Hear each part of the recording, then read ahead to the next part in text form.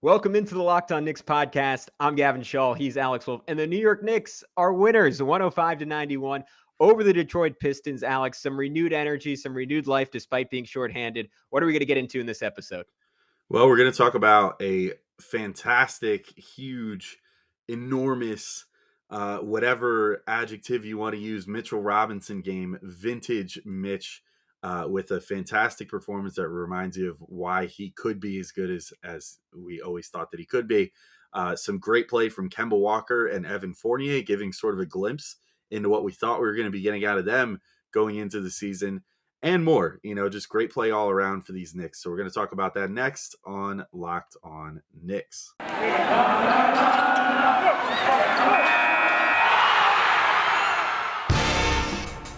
You are Locked On Knicks, your daily New York Knicks podcast, part of the Locked On Podcast Network, your team every day.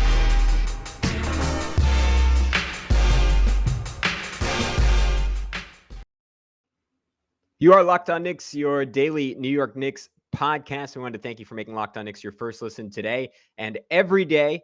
I am Gavin Schall. He is Alex Wolfe. Locked On Knicks is available on all platforms. I forgot to mention that earlier. I am a play-by-play broadcaster. He is the editor-in-chief of the Strickland, and the New York Knicks are back in the win column, 105-91 over the Detroit Pistons. It got a little dicey at points in the second half. The Knicks got a little sloppy. Julius had to get in his daily complaint to the official. But by and large, Alex, a very fun performance that was made most fun by Mitchell Robinson returning to form. 17 points, 14 boards, 8 of 9 from the field in just 25 minutes. Granted, the tallest player the Pistons played with any regularity was 6'8" Isaiah Stewart, so not the toughest matchup, but the performance we've been waiting for all season from Mitchell Robinson. It was like the fourth quarter against the Rockets, but for a full game. Yeah, it was awesome. I mean, and I would say too, Isaiah Stewart, for being small, is a pretty scrappy dude. So obviously Mitch just kind of did get to be, though, like the man among boys in this game, and it showed.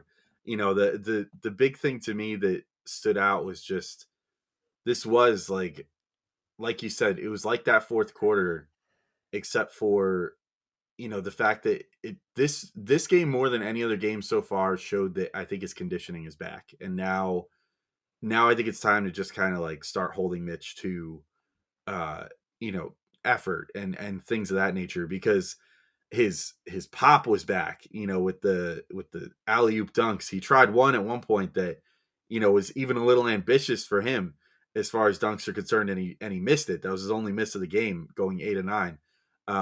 He was getting up for the alley oops, getting up for the putbacks. He blocked the 3-pointer, on a guard on Saban Lee, who probably was just being a little foolish. If we're being completely honest, like I don't know. I feel like maybe Taj Gibson could have blocked that too, but it doesn't matter. I mean, it was impressive in the fact that Mitch didn't barely get a fingertip on it. I mean, he swallowed up a 3-point attempt by Saban Lee on that, and just his overall effort. 4 stocks, just running up and down the floor, always being in position for rebounds. I mean, this maybe it was just a byproduct of being so excited by that concept of like being the man among boys in this game. But I mean, he played without a doubt the best of any of the 3 Knicks centers, and it wasn't particularly close. Like Taj Gibson as a power forward, not ideal. That was kind of how he was played again in this game, and thanks to the injuries, that's kind of just the position he's been asked to fill.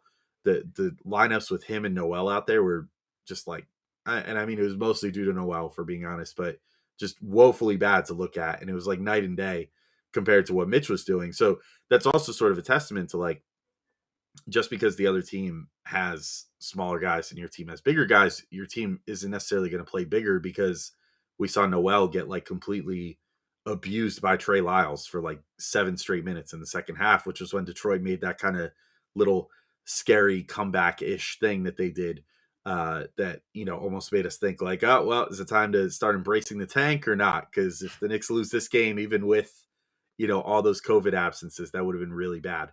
But all the props in the world to Mitch. I mean, this was easily, I think, his best complete effort of the season, and he's had a few really good ones. We've highlighted them, and there was the really good halves, or really good quarters, whatever. This, I think, was easily his most complete and best full game. And I hope that this is a sign of things to come. I hope that this is a sign that, like, okay, the conditioning is finally back. And now we can start counting on explosive, energetic, all that good stuff, Mitch, again, night in and night out on this Knicks team. I think the NBA should have awarded the Knicks the number one pick in the draft if they lost this game. Like no lottery. Like you just get it if you lost to this version of the Pistons. That being said, I'm with all of your points on Mitchell Robinson. I think it's interesting looking back to wonder just. I mean, how much of the first 3 months of the season were physical and how much of the first like 3 or so months of the season were psychological for Mitchell Robinson, right? Because it was so obvious that like, and maybe he was feeling good because he was finally healthy and he was like, oh, I can finally run and jump, so I feel great. Or maybe like he's a guy who has been knocked for having maturity issues his entire career. Like we all see like the social media stuff with him. And tonight, like when everyone was going hard, and to your point, like he knew like I have this opportunity to dominate this game, and I've been waiting to dominate this game the whole season. Let me go ahead and do it. He was just feeling good about himself, and that really translated on both ends of the floor.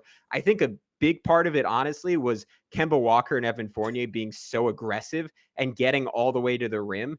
And it's something that we've said, like in the past, he's played better with Derrick Rose, because with Derrick Rose in there, he's getting all the way to the basket. He's either getting dump offs or lobs, or even better than that, sometimes he's getting misses right off the rim where Rose draws 2 defenders and he just gets to slam it back. And Fournier and Kemba, you look at their shot lines, they weren't all that efficient, but I give them credit for maybe 4 of Mitch's baskets because it was them getting all the way to the rim, missing a layup, and Mitch was just putting it back over and over and over again. And I think that got Mitch going. And then in the second half, you saw him build on that, and you got these two-way sequences where he was just stringing together dominance on both ends of the floor. Like he had that insane block on Cade Cunningham, then ran hard down the court, kind of like Obi Toppin, and he never touched the ball in the play, but he was so dominant around the basket. 2 Pistons went with him, and Kemba Walker just went around a screen and got a wide open 15-footer, which he drained, all because Mitch, for the first time all season, looked like he was willing to move and looked like he really, really cared, and was willing to do so. And I hate to pin this on Mitch because I think so many times he runs hard and almost never gets rewarded for it. And I think that would knock the life out of anyone a little bit. But in this game, he didn't really mind because he's like, I'm going to create my own buckets with offensive rebounds, with putbacks. I mean, you mentioned the block he had on Lee. Like 2 plays after that, he just like stood straight up and forced Cade Cunningham to literally throw the ball under the backboard. Lee tried to drive on him, and he literally decided to just throw the ball out of bounds instead of trying to finish over Mitch. Like it was that kind of night for Mitchell Robinson, right? Over and over and over again. Fantastic lob chemistry with Kemba Walker. I'm almost running out of stuff to say, but it was everything we've been looking for all season. Like Alex, I don't know about you. It was so cathartic to see that guy is still in there, because I was just starting to have my doubts.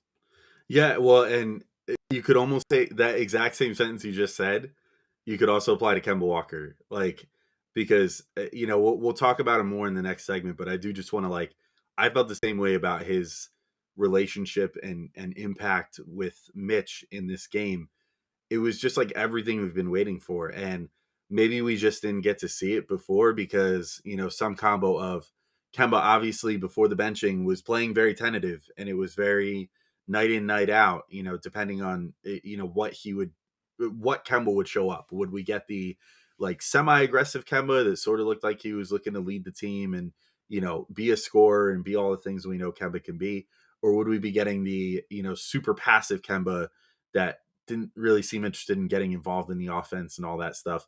Now, like the last 2 games, COVID injury replacement, super chip on his shoulder Kemba, I think is finally starting to, prove his worth. Like we'll talk about it in the next segment, but I think that he's maybe starting to push towards being worth being in the rotation again.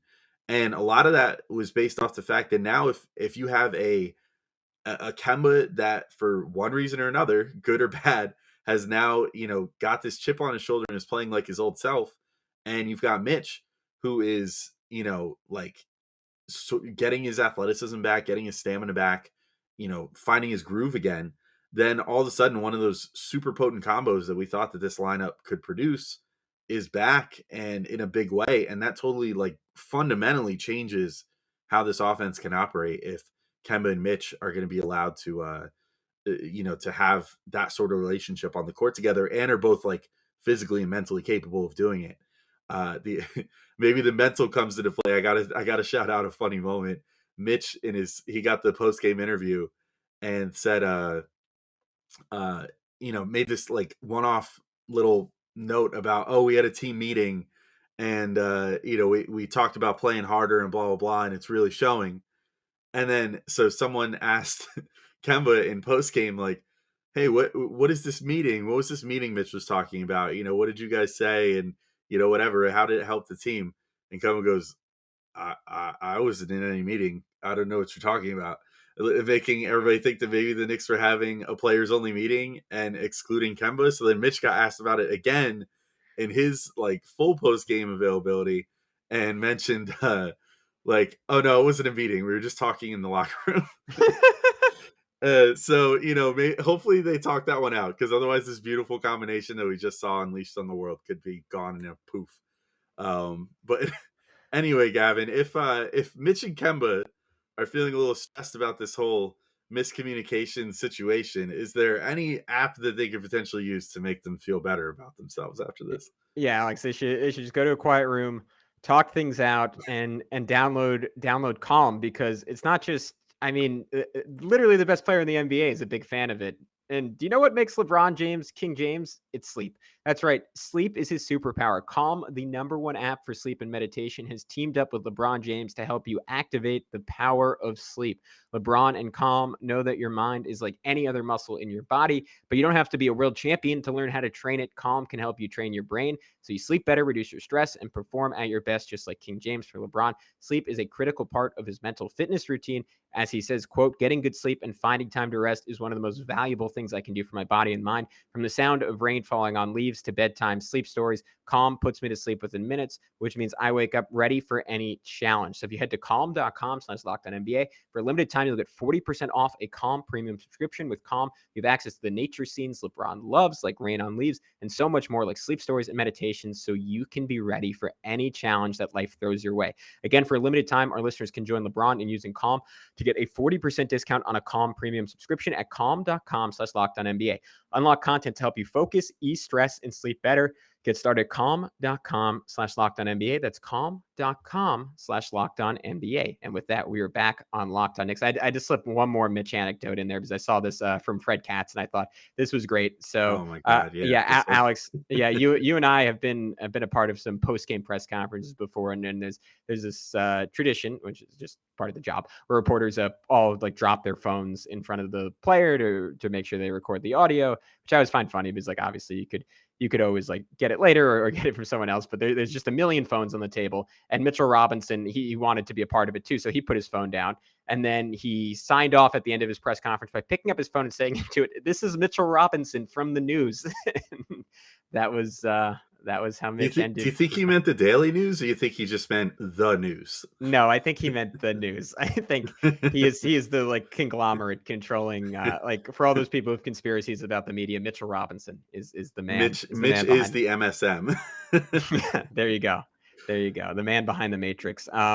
But so Mitch continues. It's so funny. Like everyone gets pissy at his antics when he's not playing well, and when he's playing great in the Knicks win, everyone's like, "Oh, that guy's awesome. You got to love him." Yeah. All right. So fun night for Mitchell Robinson. I'm going to continue on your Kemba Walker point, because it felt like the offense had structure for the first time in forever, right? Like and that makes sense, because that's why you bring in Kemba Walker, like a 10+ year NBA veteran. I mean, not just because of his scoring ability, not just because of his shooting ability, but because he knows how to run things, and he has an innate sense of pacing and timing, and he's making plays like that throw ahead pass he had in the second quarter to Evan Fournier when Fournier hit a wing three. And to me, that felt like a big momentum moment. And it was part of a pretty substantial Knicks run where they separated in the second quarter, and little stuff like that. I mean, being able to maneuver in the mid-range and like hit a pull-up jumper, like sounds simple, but not a lot of other Knicks guards have shown that ability all year. We already mentioned all the lobs to Mitch. And it felt like, for lack of a better term, the Knicks have been desperate for a conductor. And last year that was Randle, right? The Knicks went as he went. And I think to some extent we're realizing now last season was the perfect storm, from Randle's brilliant shooting to a team that, however flawed it was, fit in pretty incredibly well around him and just accentuated his abilities to the fullest. And I think we're seeing this year what a lot of other teams have discovered, and that Julius, for all of his strengths, and he has some real strengths, and they're really substantial. The Knicks maybe haven't done the best job maximizing them always. He is not someone you want to run your offense through. And in turn, the Knicks have been looking for that guy. Obviously, it's not Alec Burks. And Kemba Walker, who, again, brings a lot of issues defensively that might not come out against Saban Lee, probably would come out against a Chris Paul or Devin Booker. He knows how to run an offense, and he's been doing it for a very long time. And I think we saw the entire team benefit from that. And I think it, to some extent, I credit it with giving them some juice on the defensive end, because everyone was touching the ball. It was pinging around, and that has an effect on a team in terms of, like I keep saying, it vibes that I don't think you can really take into account. Yeah, I think there's something to be said that maybe quietly recently, and maybe not even, really wanting to or whatever, but it seems like Julius Randle has maybe taken like a little slice of humble pie lately and kind of been allowing, first Fournier, and now we're seeing with Kemba, to sort of run things a little more and not wanting to be in charge. Now, granted, I think that we saw some sequences of Julius kind of sleepwalking through this game, which are still concerning. I think that he needs to clean those up. Of course, not every player can have it every single night, but like, this was exactly what we want to see out of the Knicks. When we were coming into the season, like 64 combined points from Fournier, Walker, Randle, evenly distributed, 22 for Fournier, 21 for Walker, 21 for Randle. I mean, that's exactly what we were all signing up for to start the year. Of course, COVID notwithstanding, you would love to see some points on the board from Emmanuel Quickly and, RJ Barrett and all that good stuff, Obi Toppin now. But I mean, that was supposed to sort of be like the big scoring trio for the Knicks coming into the year. And for a while, it was pretty much just like Randle and then whoever could step up, and then a couple bit players here and there. But like, it seemed like Fournier and Kemba were never having good nights on the same night early in the season. And, conversely, Randle was kind of having like some bad nights also if one of them would have a good night. So, I think they definitely learned how to play together better. Like, Kemba hit a spot up three at one point. Fournier hit a couple spot ups, but also was given a little more freedom to sort of move with the ball in his hands and, make things happen off the dribble, which has been beneficial to him. Our buddy Ariel Pacheco wrote a really good piece about that for the Strickland this week that, like, sort of examined that and just how low all of Fournier's off the dribble numbers were this year as far as percentage of plays that he's been doing things off the dribble. And it's like really stark compared to the rest of his career, and sort of starts to make things make a little more sense as to why he's been playing how he has. But Randle also, I think, to his credit, played pretty good too. And, there was even a couple times where in a normal Knick possession in a different Knick game, the ball might have just got funneled to Randle for whatever was going to happen. But instead, the Knicks kind of like ran something and, had some guys move around and then eventually found an open shot on the perimeter. So I thought it was really good. Like, I like the symbiosis a lot. I really like what Kemba's been doing. And, the other thing I'll say, and you sort of said this too, but the biggest thing to me is that it wasn't just the shooting, because that's been there. And like, even, early in the season, even during the struggles, Kemba was still able to sort of like get into the lane and hit one of those classic like mid-range pull-ups that he hits. It's not even just the getting to the rim more, which, like you said, some of those even set up Mitch almost like Kobe assists, like of just like, if I make this, I make it. But if not, then, I know Mitch is there to clean it up for me. So those were great too. But the big thing to me was just that Kemba was more willing to like probe in this game. And probably my favorite connection of him and Mitch for the night was Kemba just sort of like slowly but surely like hesied his way into the paint. It's just like act like he's going to drive a little bit, pull back, act like he's going to drive a little bit, pull back, and just gradually, 2 steps forward, 1 step back for a few seconds there to just sort of like lose his defender and draw the, the center away from Mitch, and then just threw this picture perfect lob to Mitch that he flushed. It was just like a gorgeous possession, and, exactly the sort of stuff that we were hoping for with Kemba, to be able to give the Knicks someone else that can break a defense down. And really, with how good his handle looked, do it more credibly than Julius Randle ever can, which isn't a knock on Julius Randle. It's just like a realistic assessment of his skills that he's a power forward, not a point guard. And for as many wing skills as he has, he doesn't quite have that ability to just like start from nothing and break somebody down off the dribble and make something happen in that way. But Gavin, I'll throw it back to you in just a sec. I figure I will just take us through our second break real quick so we can finish up the show strong. So I just wanted to remind everybody today's show is brought to you by betonline.ag. BetOnline has you covered this holiday season with more props, odds, and lines than ever before as football continues its march through the college bowl season and the pro football playoffs. BetOnline remains your number one spot for all the sports action this season. Head to the website betonline.ag or use your mobile device to sign up today and receive your 50% welcome bonus on your first deposit. Just use our promo code LOCKEDON to receive your bonus. From basketball, football, NHL, boxing, and UFC, right to your favorite Vegas casino games, don't wait to take advantage of all the amazing offers available for the 2021 season. BetOnline is the fastest and easiest way to bet all your favorite sports, so don't wait to take advantage of all the new amazing offers available. BetOnline, where the game starts. And I got to let everybody know, too, about Built Bars. Today's show is brought to you by Built Bar. This holiday season, grab the protein bar that tastes like a candy bar, or even better than a candy bar. Built Bar, filled with so much holiday goodness, rich with decadent flavor, covered in chocolate, but amazingly low in calories, sugar, net carbs, and fat, and high in protein. You get the best of both worlds, delicious and healthy. And there's so many flavors, you'll have a hard time choosing. Will you have raspberry or mint brownie, cherry or double chocolate, cookies and cream, or peanut butter brownie? I'm team cookies and cream all the way. Built Bar gives you that extra fuel you need to bust down those mall doors and battle all the holiday shoppers. So hopefully you're done with your holiday shopping already. It's late in the game. Or if you're just standing in endless shopping lines, Built Bar can give you that extra something to keep you going. So throw one in your jacket or purse. You never know when you're going to need it. Because it's the season of peace and love, don't bring up your favorite Built Bar flavor at family parties. People are so passionate about their favorite flavors, they'll fight for it and things could get out of hand.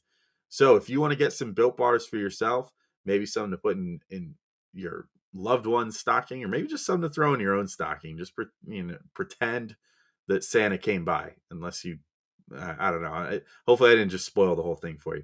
But anyway, go to built.com and use promo code LOCKED15 and you'll get 15% off your order. Again, use promo code LOCKED15 for 15% off at built.com.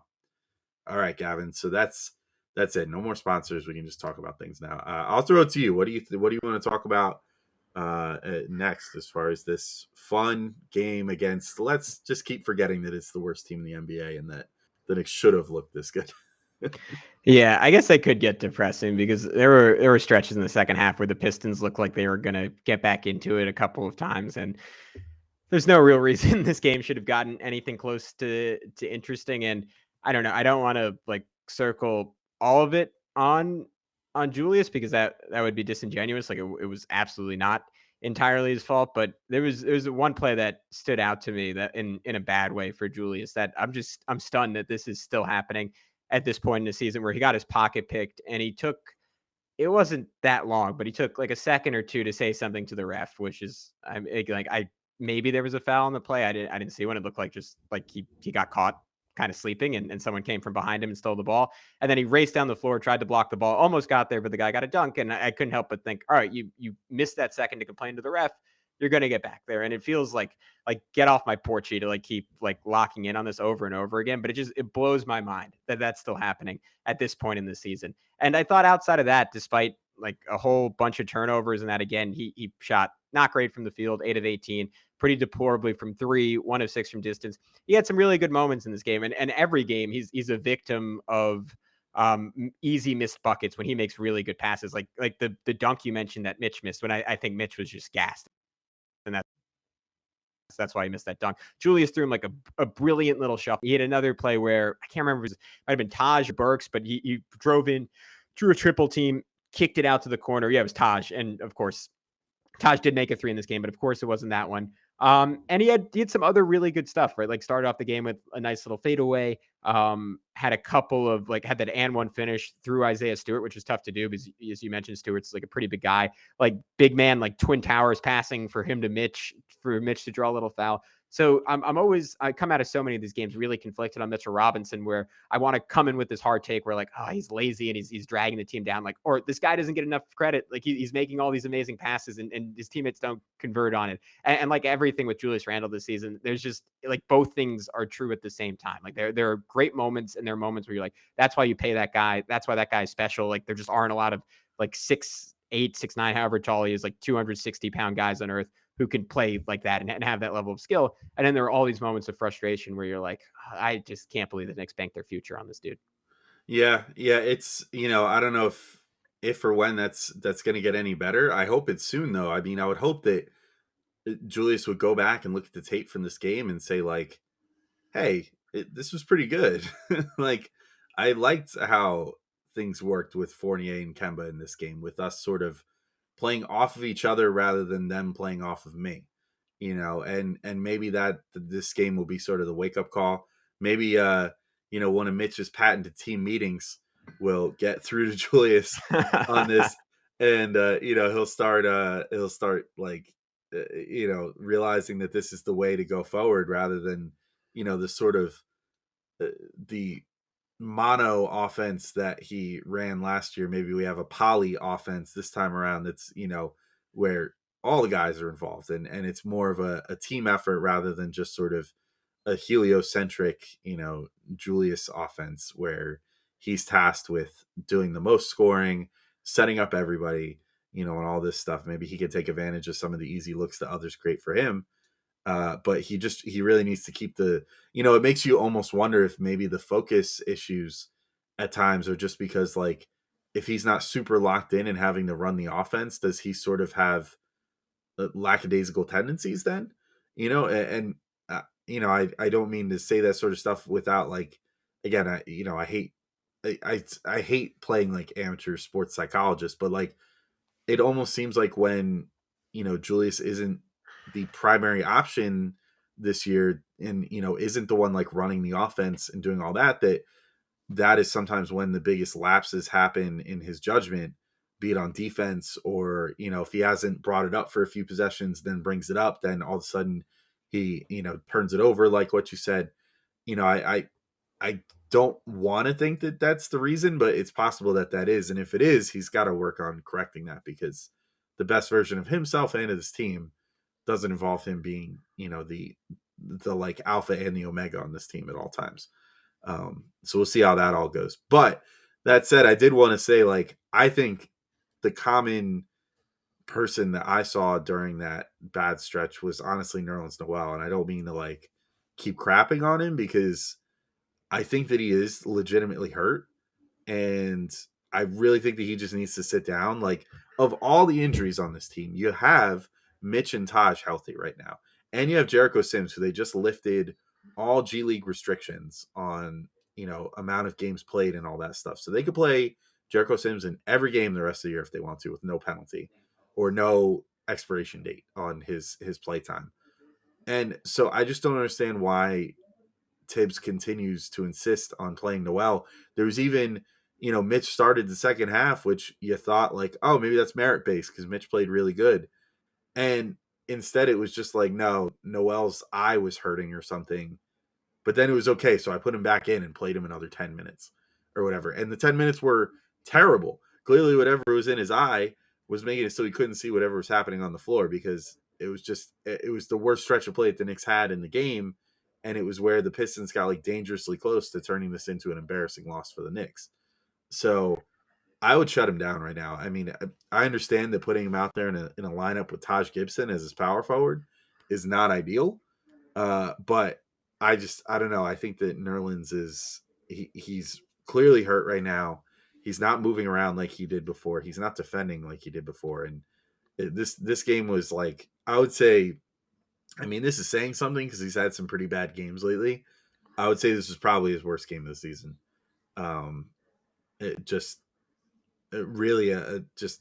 not even, I don't even want to say that he gave a nothing effort, because I don't think the effort was the problem. I think he literally just can't move the way that he needs to. And it's making him look terrible out there. And it's really affecting the team because he can't do his one job, which is to defend the rim. And Mitchell Robinson is now starting to show that he might be able to start filling that role again. So I hope sooner than later we see that change happen again, and Mitch becomes sort of the dominant presence in the center rotation rather than this like weird decision to start Noel, which was like never an answer to any question that the Knicks had when Tibbs made that lineup change. Alex, I'm going to totally disagree with you. I think Noel has to be the starting point guard going forward. Did you see the sequence that he had early in the game? I mean, it was a pretty nasty like little catch and drive, and he had a dish to Randle, then gets his steal and sprints up the floor and sets Burks up for a layup. But then it kind of backfired in the second half where he had that play where I think it was an offensive foul where like they couldn't inbound the ball to anyone else and they just threw it to him and he just sprints towards the basket. So maybe a little bit too much confidence for Nerlens Noel, but yeah, fair points. I'm not gonna pile on there. My final one for the episode, outside of shout out to Damian Dotson, 4 minutes, 1 rebound. OAK, once a Nick, always a Nick, legend. Evan Fournier, I did not shoot well, right? 9 for 24, 4 for 11 from 3, which means he went only 5 for 13 on 2s, which is not great. Again, I'll give him a mulligan because at least 2 of those set up Mitchell Robinson dunks. But man, I love him looking to get all the way to the basket and just playing again. Like we keep saying it is simple, but instead of like he's like shot up with horse tranquilizer, like he's on the French national team. Like he gives a crap. Like he really, really cares. And it's miraculous and it's obvious. And I don't want to, I almost like I'm starting to buy that we heard about multiple injuries from him. Like he obviously we heard about the bad steak, but before that, the shoulder injury, and he mentioned that the shoulder injury was caused by a rib issue. Maybe there just were a myriad of physical issues here, because the reason I was so excited about Evan Fournier initially is I was just thinking that like throughout his entire career, the guy's been a competitor as long as I've watched, and sometimes that didn't always work for him in the playoffs when he was the number 1 guy for the Orlando Magic. But it takes like a special kind of personality when you don't have superstar talent to say, hey, I'm going to be the dude on a bad team for 5 or 6 years. And I'm not, as far as I know, like I'm not going to complain. I'm going to show up to work every day. Like that's a guy who has some competitive killer in him. And we've seen moments of that all season, but he like, I don't know if it's physical or if it was mental or if it was that the Knicks weren't, and to your point, Ariel pointed this out, like the Knicks just weren't doing enough to get him on the ball and get him opportunities with momentum going towards the basket. But whatever the combination of factors are, it feels like we've hopefully turned a corner. Again, you got to take into account the competition. You got to take into account that he, in terms of efficiency, did not have a very good night. But all I care about with him is that he plays with that type of verve and that type of aggressiveness night in and night out. The Knicks are very much a different team when he does. Yeah, and hey, what is it about Fournier's injury history that's making me really hungry? Steak, ribs, I don't know. There's a lot going on. I don't know. Suddenly I need him. Yeah, if he adds a Beyond Meatball injury, I'll be interested. Yeah, I had a fantastic Impossible meatball at your favorite restaurant last week for my anniversary. I told you. There we go. Shout out Beyond Sushi, unpaid sponsor of the podcast. Yeah, I don't really have too much to touch on either. That was well put about Fournier. I'll just say shout out to Damian Dotson too. What a way to close off. Well, not quite close off. It hasn't quite been a week yet, but in a week where you and I both being Marvel fans. You haven't seen the movie yet, right? No. Yeah, I'm not going to spoil anything, but based off the trailers, you can see there are lots of characters from the past in the movie. Nice to see a character from the Knicks past show up in this crossover event. Just coming out of the multiverse into the Knicks uniform again. But yeah, I mean, I don't know. I thought that had a decent couple minutes. I mean, he was doing basically exactly what you'd expect. I just wish he would have gotten that 3-point attempt, so he could have made one of those and really brought back the old feels. But it was cool seeing him back in uniform. He looks good. He looks in shape still. So, I mean, maybe if he does enough to prove himself, he'll end up taking that roster spot from Wayne Selden on the end of the bench. Even if Wayne Selden did his best Derrick Rose doppelganger impression out there in this game, I got very much, I guess that's my final note. Whenever Wayne Selden was on the floor, I kept getting confused because he's got he keeps his dreads up like the same way that Derrick Rose does.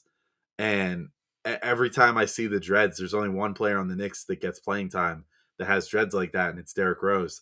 And I just kept thinking oh, there's Rose. Wait, no, that's not Rose. That's not Rose. Rose is wearing a very bright colored hat on the sideline right now. That's Wayne Selden.